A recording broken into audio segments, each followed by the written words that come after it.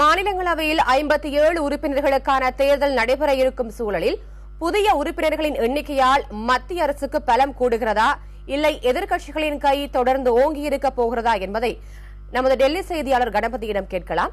கணபதி, இந்த 57 உறுப்பினர்களால் மாநிலங்களவையில் என்ன மாற்றம் ஏற்படும்? ஆளுங்கட்சியின் பலம் கூட வாய்ப்பு இருக்கிறதா? புதிதாக தேர்ந்தெடுக்கப்பட இருக்கும் இந்த 57 உறுப்பினர்களில் 11 பேர் உத்தரப்பிரதேசத்திலிருந்து வர இருக்கிறார்கள். மகாராஷ்டிரம் மற்றும் தமிழ்நாட்டிலிருந்து 6 உறுப்பினர்களும், பீகாரிலிருந்து 5, ராஜஸ்தான், ஆந்திர பிரதேசம், மத்திய பிரதேசம் ஆகிய மாநிலங்களிலிருந்து 3 உறுப்பினர்களும் வர இருக்கிறார்கள். இதை தவிர ஹரியானா, ஜார்க்கண்ட், தெலுங்கானா, சத்தீஸ்கர், பஞ்சாப் ஆகிய மாநிலங்களிலிருந்து ஒவ்வொரு மாநிலத்திலிருந்தும் 2 உறுப்பினர்கள் மற்றும் உத்தராகண்டிலிருந்து 1 உறுப்பினர் வர இருக்கிறார். இதில் குறிப்பாக கவனிக்கப்பட வேண்டியது என்னவென்றால், இதில் எந்த மாநிலத்திலுமே காங்கிரஸ் கட்சியின் ஆட்சி தற்போதைக்கு இல்லை. கர்நாடகா மட்டுமே காங்கிரஸ் ஆட்சியில் இருக்கும் பெரிய மாநிலமாக இருக்கிறது.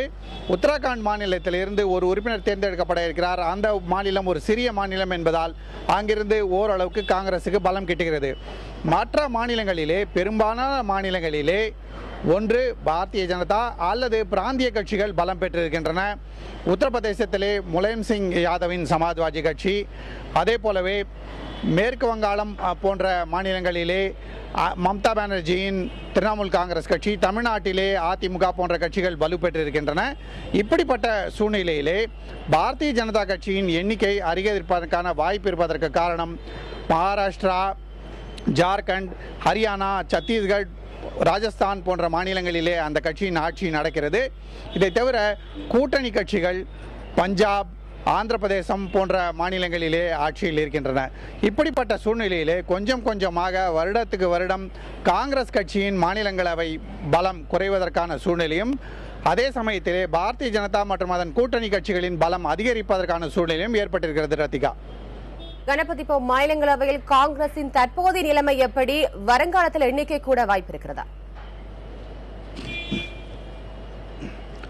மக்களவையிலே பாரதிய ஜனதா கட்சிக்கு பலமான பெரும்பான்மை இருந்தாலும் மாநிலங்களவையை பொறுத்தவரை காங்கிரஸ் கட்சி பலம் பெற்று விளங்குகிறது. இதனால் தான் முக்கிய மசோதாக்கள் மற்றும் முக்கிய விவாதங்களை மாநிலங்களவையிலே நடத்துவதற்கு ஆளும் கட்சிக்கு பெரும் சிக்கல்களை சந்திக்க வேண்டிய சூழ்நிலை இருக்கிறது. காங்கிரஸை தவிர பிராந்திய கட்சிகளுக்கும் மாநிலங்களவையிலே நல்ல பலம் இருக்கிறது.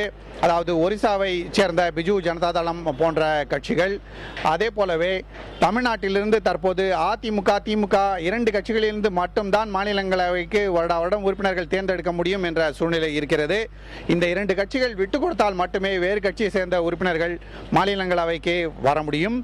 தமிழகத்திலிருந்து காங்கிரஸ் கட்சி சார்பாக தற்போது உறுப்பினராக இருக்கும் சுதர்சன் நாச்சியப்பனுக்கு பிறகு ஒருவர் கூட தேர்ந்தெடுக்கப்படவில்லை.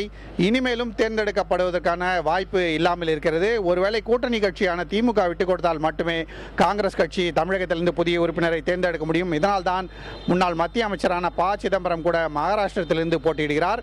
இப்படிப்பட்ட சூழ்நிலையிலே காங்கிரஸ் கட்சியின் பலம் கொஞ்சம் கொஞ்சமாக மாநிலங்களவையிலே குறையக்கூடிய சூழ்நிலை ஏற்பட்டிருக்கிறது. ரத்திகா, கணபதி, இந்த தேர்தலில் 2 கட்சிகளின் சார்பிலும் போட்டியிடும் முக்கிய நபர்கள் யார் யார்? அதன் விவரங்களை சொல்லுங்க.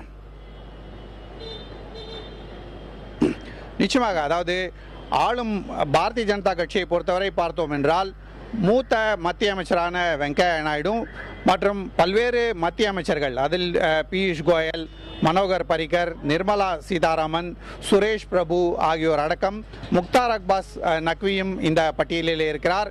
இவர்களை எல்லாம் மாநிலங்களவைக்கு தேர்வு செய்ய பாரதிய ஜனதா கட்சி முடிவு செய்திருக்கிறது.